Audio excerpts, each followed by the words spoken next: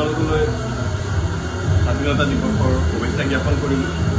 আজি আমি সকলোৱে জানো যে আজি ভাৰতবৰ্ষ স্বাধীন হোৱা ৮০ বছৰ সম্পূৰ্ণ হ'ল আৰু এই ৮০টা বছৰত ভাৰতবৰ্ষই যথেষ্টখিনি উন্নতি কৰিছে আৰু উন্নতি কৰিবলগীয়া আছে। এই স্বাধীনতা আমি বহুত সংগ্ৰামৰ পিছত পাইছোঁ। যথেষ্ট লোক শ্বহীদ হ'ল, যথেষ্ট লোকে সকলো এৰি সকলো ত্যাগ কৰি আজি আমি স্বাধীনতা পাইছিলোঁ।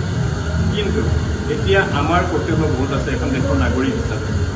বিশেষকৈ এখন বিদ্যালয় দেশৰ ভৱিষ্যত গঢ়াত যথেষ্ট গুৰুত্বপূৰ্ণ অৰিহণা দিয়ে।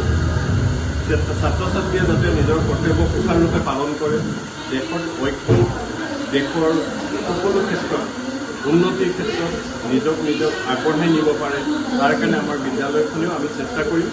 আৰু আপোনালোক সকলোলৈকে স্বাধীনতা দিৱসৰ মোৰ ফালৰ পৰা পুনৰবাৰ শুভেচ্ছা জ্ঞাপন কৰিছোঁ। আজি কেৰিয়ান জ্ঞানম একাডেমীত আমি সকলো ছাত্ৰ ছাত্ৰী, শিক্ষক শিক্ষয়িত্ৰী, অভিভাৱক মিলি পেলাই আমি ৮০তম স্বাধীনতা দিৱস আয়োজন কৰিছোঁ। আমি স্বাধীনতা দিৱসৰ এই শুভখনত পতাকা উত্তোলন কৰিবৰ কাৰণে আমাৰ বিশিষ্ট সমাজ সেৱক শেৱালী শৰ্মা বাইদেউক আমি আমন্ত্ৰণ কৰিছিলোঁ আৰু আমাৰ ডাইৰেক্টৰ ছাৰ ৰজনীকান্ত শৰ্মা ছাৰক আমি আমন্ত্ৰণ কৰিছিলোঁ।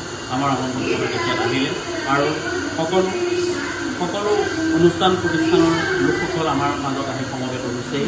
সকলোলৈকে আমি আপোনালোকৰ জৰিয়তে আন্তৰিকতাৰে ধন্যবাদ জ্ঞাপন কৰিছোঁ আৰু ইয়াৰ পিছতেই আমি ছাত্ৰ ছাত্ৰীসকলৰ দ্বাৰা দেশভক্তিমূলক নৃত্য গীত পৰিৱেশন কৰিছোঁ আৰু তাৰপিছত আমাৰ শিক্ষক শিক্ষয়িত্ৰীসকলে দেশৰ বিষয়ে সুশৃংখলতাভাৱে বক্তব্য প্ৰদান কৰিছে। তাৰ বাবে আমি শিক্ষক শিক্ষয়িত্ৰীসকলকো পুনৰবাৰ ধন্যবাদ জ্ঞাপন কৰিছোঁ। আৰু শেষত আপোনালোক আহি আমাৰ মাজত উপস্থিত হোৱাত আপোনালোকৰো আমাৰ বিদ্যালয়ৰ তৰফৰ পৰা শ্ৰদ্ধা জ্ঞাপন কৰিছোঁ। অনাগত দিনত আপোনালোকৰ পৰা আমি সহায় সহযোগিতা পাম বুলি আশা কৰিছোঁ। ধন্যবাদ।